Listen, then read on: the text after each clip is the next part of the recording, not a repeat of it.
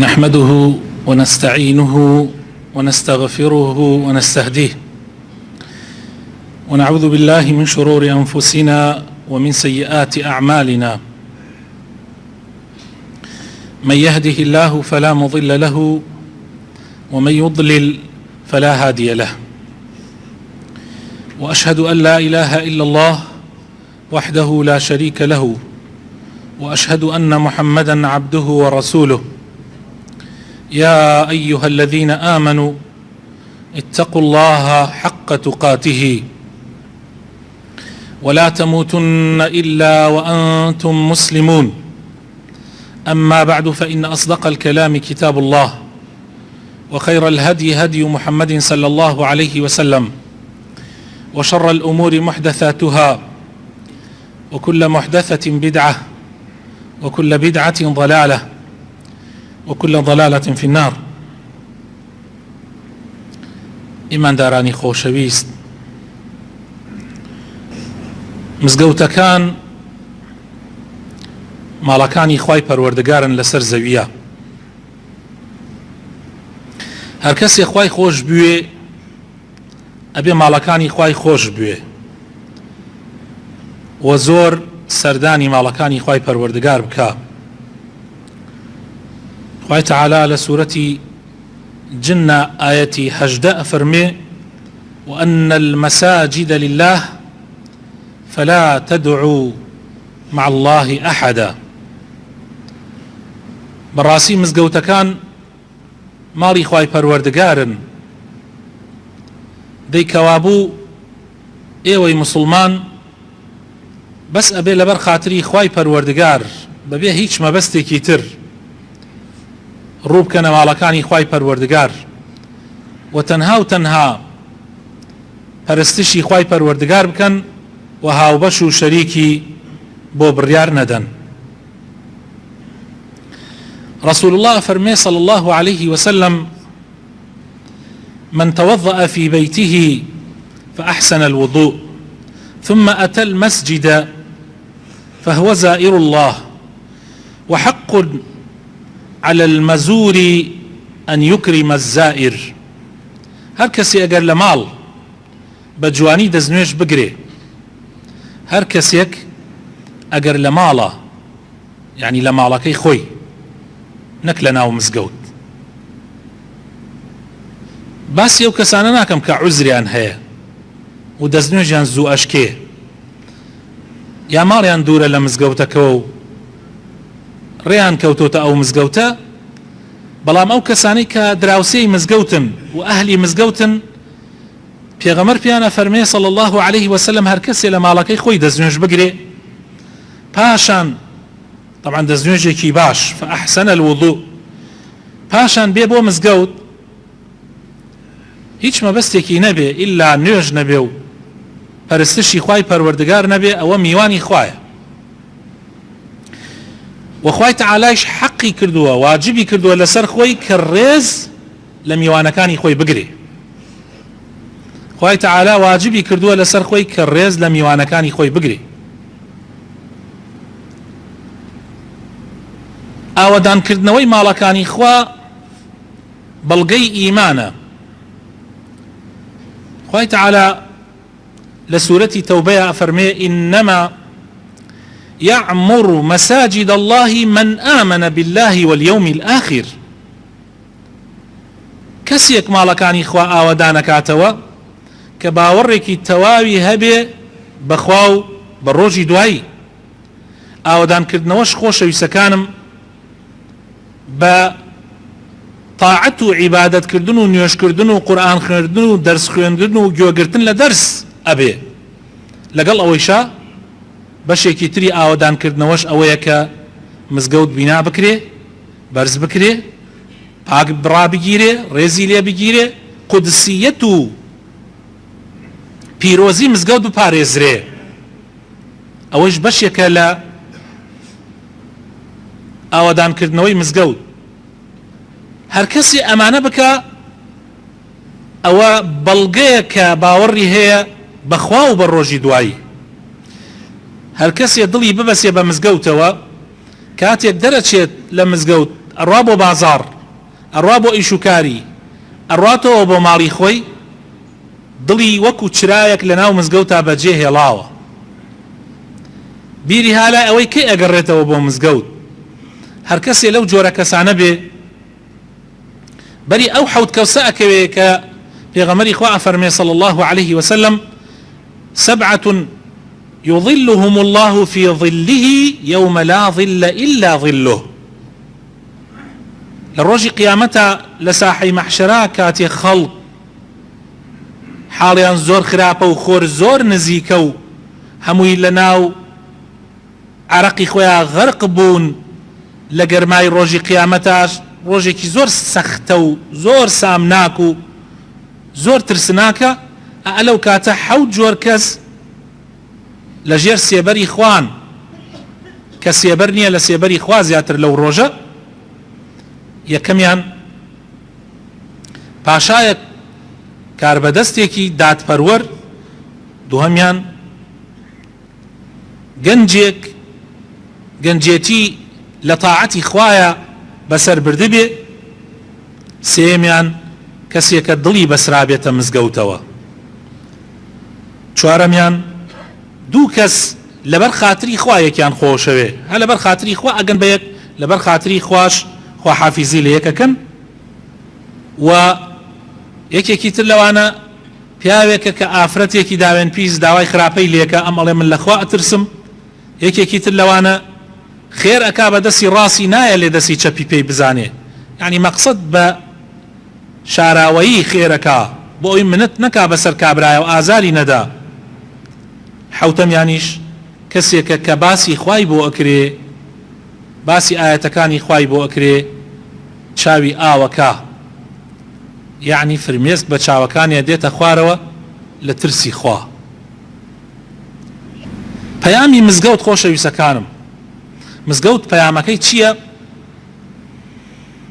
پەیامی مزگەوت پێغەمبەر فەرمێ صلی الله عليه وسلم هەر کۆمەڵە خەڵکێ لە ماڵێک لە ماڵەکانی خوا کۆ بوو بێتنەوە، ئاەتەکانی خوا دراست بکەن، بیخوێننەوە و دراسەتی بکەن، ئیلا سەکینەتی ڕەبانی دا ئەبەزێ بەسەریانە، دڵنیایی پەروەردگار دا ئەبەزێ بەسەریانە، ڕەحمەتی خوا دایانە پۆشێ، مەلائیکەی خوا بە دەوریانە کۆ ئەبێتەوە، خوای تەعالا لە لای خۆیان باسییانەکە، خوای تەعالا لە مەجلسی مەلائیکەیە خوای پەروەردگار باسییانەکە.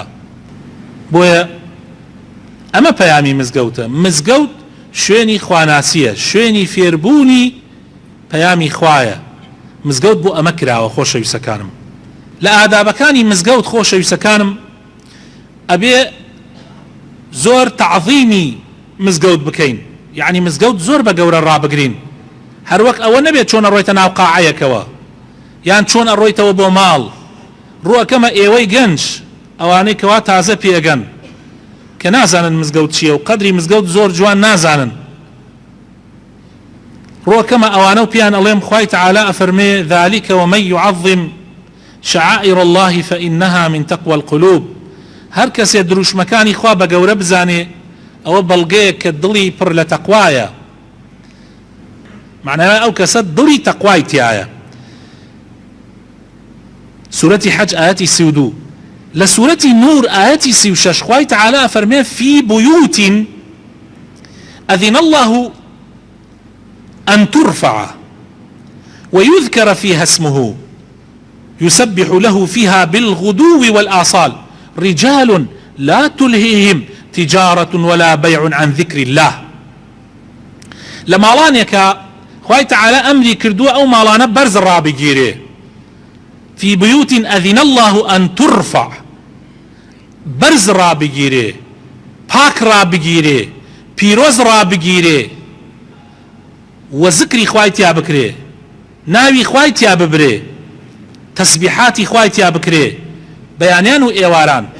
کێیکە؟ پیاوانێک، ڕیجالون، تجارەت و ماڵ و دنیا و سەروەت و سامانی دنیا و منسەب و پلەپایانیان خەڵەتێنێ.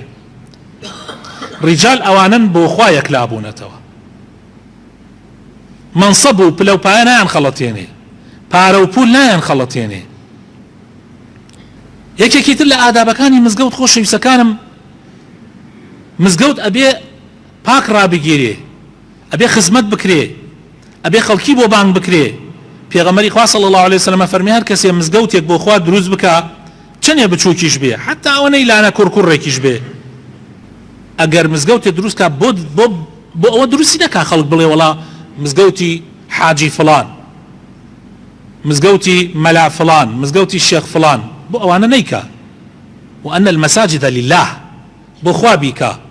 مزگەوتێک بۆ خوا هیچ مەبەستێکی نییە، تەنها مەبەستی خواپەرستیە تیایە بکرێ. خوای تەعالا ماڵێکی بۆ دروستەکا لە بەهاشت. زۆر خۆشە تو کاتێک کارێکەکەی بۆ خوا بیکەی، هیچ مەبەستێکت نەبێ، تەنها مەبەستت ڕەزابوونی خوا بێ. زۆر گرنگە خۆشەویستەکانم. کاتێکە چی بۆ مزگەوت هەوڵ بدە خۆت پاککەرەوە، تا ئەتوانی خۆت پاککەرەوە، بۆنی خۆش بدە لە خۆت، جلوبەرگێکی پاک لەبەر تا بێ. خوای تەعالا لە قورئانە ئەفەرمێ سوورەتی عەراف ئایەتی 31 یا بەنی ئادەم خذوا زینەتەکم عند كل مسجد. یعنی خۆتان ڕێک و پێک بکەن کاتن ئەچن بۆ مزگەوت. ئەوانەی کاسبن کە جلوبەرگەکانیان پیسە بێ و لە نوێژەکانە حەزەکەن بەشداری بکەن لە جەماعەتەکانە، بەڕەئی من جلوبەرگێکی تایبەت دانن بۆ نوێژەکان، بۆ ئەوەی مزگەوت پیس نەکەن. جلوبەرگێکیان لە سەر ئیشەکە بێ کابرا فیتەرە یان شتێکە، جلوبەرگێکی تایبەتیە بێ کاتی نوێژەکان چۆن دەستنوێژ تازاکات و ئەو جلوبەرگە بکاتە بەر و دوای بێتەوە. زۆری پێ ناچێت، 2 دقەیەکی پێچێ، بەس مزگەوتەکە بە پاکی ئەمێنێتەوە. زۆر گرنگە خۆشەویستەکانم. ئیمامی موسلم بۆمانێ گێڕێتەوە ئەفەرمێ هەر کەسێ لە ماڵا دەستنوێژ بگریان تەماشاکەن هەموو حەدیسەکان باس ماڵەکە، دەستنوێژگرتنی ماڵ. ئەوانەی وا دەستنوێژ لە ماڵ ناگرن با بزانن دەستنوێژگرتنی ماڵ ئەم ئەجر و پاداشتەی هەیە. هەر کەسێ لە ماڵا دەستنوێژ بگرێ پاشان بکەوێتە ڕێ بۆ ماڵێک لە ماڵەکانی خوا، مەبەستی جێبەجێکردنی فەرزێکی خوا بێ، گشت هەنگاوێک کە ئەینا گوناحێکی لەسەر لا ئەبا و چاکەیەکی بۆ ئەنووسێ. گشت هەنگاوێک کە ئەینا گوناحێکی لەسەر لا ئەبا و چاکەیەکی بۆ ئەنووسێ، وەکو ئیمامی مسلم ئەیگێڕێتەوە. کاتی ئەچیتە ناو مزگەوتەوە سنەت وایە بۆ هەموو کارێکی چاک بە پێی ڕاست بچیت و ئەم دوعایەتیش لەبیر نەچێت کە پێغەمبەر ئەفەرمێ صلی الله عليه وسلم، ئەفەرمێ ئەگەر کەسێکتان چوونە ناو مزگەوتەوە با سەلام لە پێغەمبەر بکە صلی الله عليه وسلم، ئیتر پێویست ناکات بەدەنگی بەرز گەیە هەر کەسێ سەلام عەلەیکم سەلام عەلەیکم. ئەو جۆرە دەنگ بەرزکردنەوە لە ناو مزگەوتە شتێکی چاک نییە. هەر هاتیتە ناوە سلامێک لە سەر پێغەمبەرەکەی صلی الله عليه وسلم، سڵاواتی لەسەر پێغەمبەرە دەی، پاشان ئەڵێ اللهم افتح لي ابواب رحمتك، یا ڕەبی دەرگای ڕەحمەتی خۆتم بۆ بکەرەوە، چونکە مزگەوت شوێنی ڕەحمەتی خوایە. ئیتر ئەگەر یەکێک لە نزیک تابوو سەلامیشت لێ کرد بە هێواشیەک و کێشەیەک نابێ، بەس دەنگ بەرزکردنەوە باش نییە لە ناو مزگەوتە.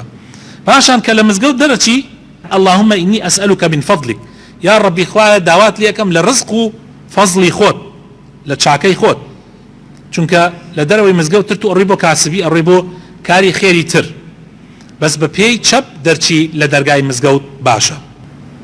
نوێژی تەحیی مزگەوت هاتنە ناو مزگەوتەوە خۆشەویستەکانم دامنشن تا 2 ڕکاتەکەن، ئەوە پێوتر تەحیی مزگەوت. ئەگەر کاتی نوێژیش بوو، نوێژی سنەتت کرد یا فەرزت کرد، تەواو جێی تەحیی مزگەوتەکەت بۆ ئەگرێتەوە. پێڵاوەکانت لە شوێنێکا داکەنە مزگەوتەکە پیس نەکا، ئاگاتیش لە گۆرەویەکانت بێ، چونکە ئەگەر بۆنی بێ نابێت بێتە ناو مزگەوتەوە بۆ گۆرەوەیانە. ئیتر عوزرەوە مەدۆزۆ بڵێ من مەسحی لەسەرەکەم، کاتێ مەسح لەسەر شتێکە کرێگر پاک بێ و بۆنی خەڵکی زعاج نەکە. جاری وایە لە زستانانە بە تایبەتی ئەڕۆیتە مزگەوت نوێژەکەی، ئەم مزگەوتانەی ئێمە فەرشە، ئەو فەرشەش ئەگەر شتی تەڕ بە تایبەت و ئاو دەستنوێژ ئەورە بەردەمی دەستنوێژ زۆربەی جار پاک نییە، کابرا ئەڕوا لەوێ دەستنوێژەکرێ پا جۆرابەکانی خاتە ناو ئاوەکە، بەو گۆرەوانەوە دێتە ناو مزگەوتەوە، مزگەوتەکە بۆ ناخۆش ئەکا و ئەو خەڵکەشی کە سوژدە ئەبا بۆنی ئەو کەسەی زعاجیانەکە. لەبەرەوە ئەبێ ئاگامان لە خۆمان بێ، مزگەوتی زمانی پێغەمبەر صلی الله عليه وسلم خۆڵ بووە، خۆڵیش خۆتان نەزانن بۆن هەڵناگرێ و زووش وشکە بێتەوە. لە حەدیث هاتووە پێغەمبەر صلی الله عليه وسلم ئەفەرمێ هەر کەسێک پیازی خوارد یان سیری خوارد نزیکی مزگەوتەکانمان نەبێتەوە، یان کە ڕادی خوارد، ئەمانەی کە بۆنی هەیە بۆنەکەی ناخۆشە، ئەفەرمێ فەلا يقربن مسجدنا نزيكي مزگەوتەکەمان نەبێتەوە تا بۆ نەکەی نامێنی چونکە مەلائیکەیش بێزارە بێ وەکو چۆن بەنی ئادەم بێزارە بن جا ئەگەر بۆنی ناخۆشت هەبوو مەیە بۆ مزگەوت و ئەگەر حتا نەخۆش بیت هەڵامەت جا هەڵامەت بۆنی زۆر ناخۆشە زۆر لە پیاز و سیر خراپترە مەیە بۆ مزگەوت و عزرت هەیە ئەگەر بڵێ ئاخر دەی چی بکەم نوێژە جەماعەتەکەم ئەڕوا پیاز خواردنەکە بخە دوای عیشا تا بەیانی هینەکە نامێنێ بۆنەکەی نامێنێ حەدیثەکە متفق عليه بە هیچ شێوەیەک دروست نییە لە ناو مزگەوتە دەنگ بەرزکەیتەوە حتا بە قورئان خوێندنیش مەگەر مامۆسایەک دەرسی قورئان باتەوە ئەویش ئێمە ئێستا لە مزگەوتی خۆمانە مامۆسا ئەحمەد کە دەرسی قورئانە داتەوە شوێنە تایبەتیمان بۆ دانا و دەرگاکەیدا ئاخابەوەی نوێژگەرەکان ئیزعاج نەبن کابرا نوێژە کاتوو ئەگەر قورئانەکە بە دەنگی بەرز بخوێنی یا نوێژەکە بە دەنگی بەرز بکەی تەئسیری تێەکە لەبەر ئەوە حتا قورئان کە کەلامی خوایە بە دەنگی بەرز نابێ لەبەرەوەی خەڵک ئیزعاجە بێ ڕۆژێکیان سائبی کوڕی زەید ئەفەرمێ لە مزگەوتی پێغەمبەر بووم صلی الله عليه وسلم سیرم کرد یەکێ بەردێکی تێوەشاندم بەردێکی بچووک ئەڵێ سیرم کرد عومەری کوڕی خەتابە لەولا مۆدان نشتووە پێیوتم بڕۆ ئەو دوو زەلامەوە دەنگیان بەرز کردو بانگیان کە دەنگیان بەرز کرد بۆ ئیمامی عومەریش بانگی کردن تێوە خەڵکی کوێن وتیان ئێمە خەڵکی تائیفین فەرمووی ئەگەر خەڵکی ئێرە بوایەن باش ئازارتان مەدە چۆن ئەبێ دەنگ بەرزکەنەوە لە ناو مزگەوتی پێغەمبەر صلی الله عليه وسلم نابێت ئیمامی بوخاری گێڕێتەوە ڕۆژێکیان پێغەمبەر صلی الله عليه وسلم لە مزگەوتە ئیعتیکافی کردبوو کە ئیعتیکافی کرد شتێکی ئاوا خێمەیەکی هەڵەدا بچووک تایە نوێژێ کردو ئەوانە سێ و چوار مسلمان بە دەنگی بەرز قورئانیان نەخوێنا پێغەمبەر صلی الله عليه وسلم پەردەکەی لادا و فەرمووی دەنگتان نزم کەنەوە با ئیزعاجی خەڵک نەکە یەکێکی تر لە ئادابەکانی مزگەوت خۆشەویستەکانم دەمەقاڵە لە ناو مزگەوتە دروست نییە نابێت دوو کەس لە ناو مزگەوتە دەمەقاڵە بکەن مناقەشە بکەن باسی دنیا بکەن باسی تۆپتۆپێن بکەن باسی شتە دنیایەکان یان هەنێ گەنج و مناڵی ئاخر زەمان یعنی ڕاستی نازانم ئەمە چۆن باسکەم واللهی شەرمەکەم کە باسیەکەم ئەڕۆن پۆپچی مۆپچی ئەو ئەلعابانە دێنن لەناو مزگەوت ئایکەن شاحینەکە دەن لە قەلاکی مزگەوت و دەسەکەنە یاریکردن ئەلعاب لە ناو مزگەوتە شتیوا چۆنە بێ ئەمە کارەساتە والله ئێستا کە باسیەکەم خوا ئەگەدارم مچورکە دێتە گیانمە چۆن ئەبێ مۆبایل بۆ غەیری قورئان خوێندن لە ناو مزگەوتە بەکاری بێنی ئەویش ئەگەر بکرێ مۆبایلەکە بەکار مێنە با خەڵک فێر نەبێ با هەر لە گیرفان تا بێ قورئانەکە هەڵگرە مەگەر حاڵەتەکە زۆر زەرور بێ ئەوجا مۆبایلەکە دەرکە ئەویش بۆ سیرکردنی قورئان یا بۆ علمی شەرعی دروست نییە برا بە ڕێزەکانم تۆ پۆپچی بکە یا یاری بکە یا ئەم شتانە ئەمە مناڵی ئاخر زەمانە ئەگەر شتی وا بکە ئەمە نەکبەتیە و قوربەسەری ئەمە وازانێ ساحەی تۆپانە ئەمرە ئەمە ماڵی خوایە ماڵی خوا ئەمە ئەو ماڵەیە کە دروست نییە تۆ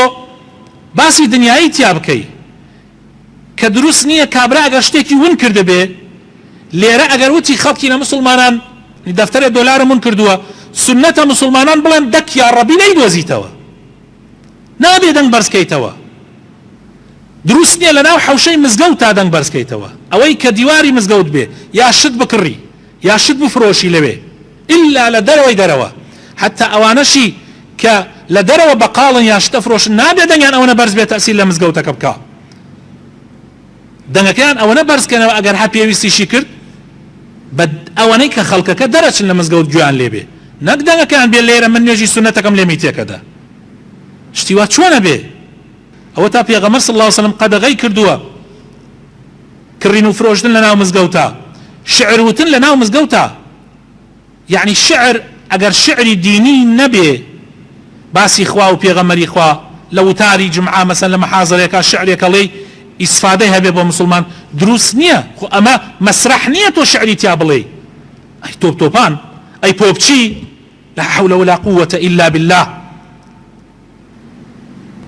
ونهي كردو پیغمبر صلى الله عليه وسلم تماشا كان جو باش لم قسم بقرد وعن الحلق يوم الجمعة قبل الصلاة دوك السيكز بيك وحلقية بوسن لەناو مزگەوتە دەمەتەقیەکەن حتا باسی دینیش دروست نییە بە تایبەت لە ڕۆژانی جمعە حتا 4-5 کەس بەیەکەوە سەر بکەنە یەکە دروست نییە. یەکێکی تر لە ئادابەکانی مزگەوت خۆشەویستەکانم دروست نییە لەناو مزگەوتە پەنجە بکەیتە ناو پەنجەیە ئاوە پەنجە بتەقێنی بە تایبەت لە وتاری جمعە. مزگەوت شوێنێکی زۆر تایبەتە و ئەبێ زۆر بە تایبەت ڕابگیرێ. ئەوانە هەمووی حەدیثی لەسەر هاتووە. دروست نییە کاتی هاتی بۆ مزگەوت ئەگەر بانگی دا لە مزگەوت دەرچی ئیلا مەگەر حاڵەتێکی زۆر زەرور. بۆ نمونە مامۆسایەکە دێ لێرە دەرسەداتەوە مزگەوتێک تری هەیە هاتە دەرس قورئان باتەوە بانگ ئەدا لە مزگەوتەکەی خۆی ئەبێ ئیمامەت کەماڵیان ها لەو بەرەو بۆ نمونە لە مزگەوتی شەهید ئیبراهیمە زوو ئەگاتە ئەوێ ئاساییە. بەس کەسێک هاتە ناو مزگەوتەوە بانگی دا دروست نییە دەرچێ ئیلا ئەبێ نوێژی جەماعەت بکە. ئەبوو هورەیرە کابرایەکی بینی دەرچوو لە دوای بانگ فەرمووی ئەو کەسە معسیەتی ئەبەل قاسمی کردووە معسیەتی پێغەمبەری کردووە نابێت دەرچێ لە مزگەوت لە کاتێکا کە بانگی دا.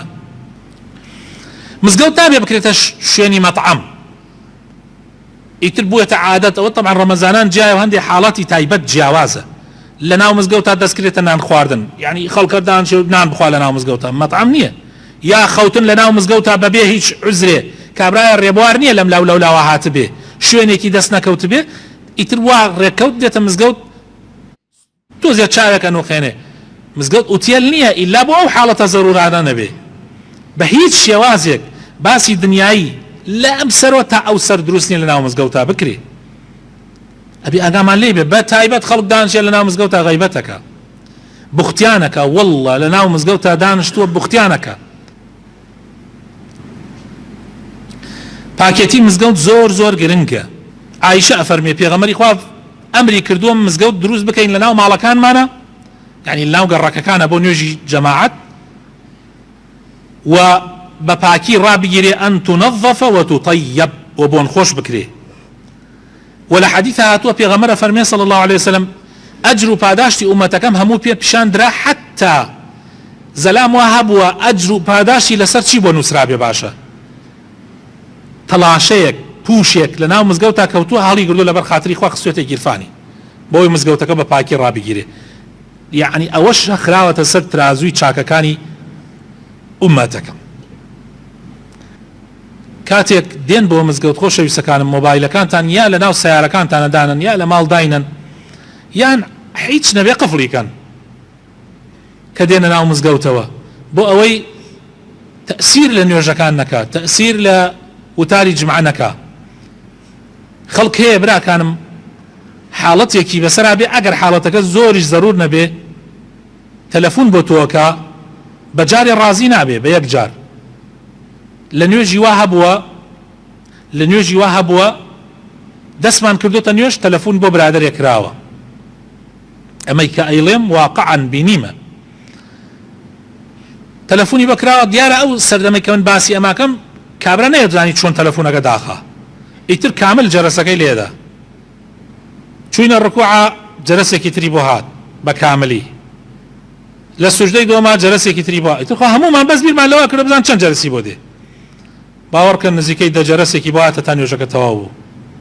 جا مۆبایلەکانتان ئاگاتان لێ بێ و ئەمجا جەرەسی مۆبایلەکانتان خۆشەویستەکانم معقول نییە تۆ عەزیز وەیسی خەیتەبان جەرەسی مۆبایل معقول نییە گۆرانیە کە خەیتەبانی ڕێک لە جاتی نوێژ خەڵک دەستکات هەڵپەرکێ ئەمە معقولە یعنی دائما جەرەسی مۆبایلەکانتان لە گوێرەی خۆتان بێ مادام ئێوە ئەهلی مزگەوتن جەرەسی مۆبایلەکەت هەوڵدە دەنگێک بێت کە شەرمەزارت نەکە ئەگەر لە بیرتی شوو چونکە لەوانەیە منیش لە بیرم بچێ لەوانەیە منیش لە بیرم بچێ مۆبایلەکەم لە گیرفان ما بێ دەنگەکەی من نەکرد بێ.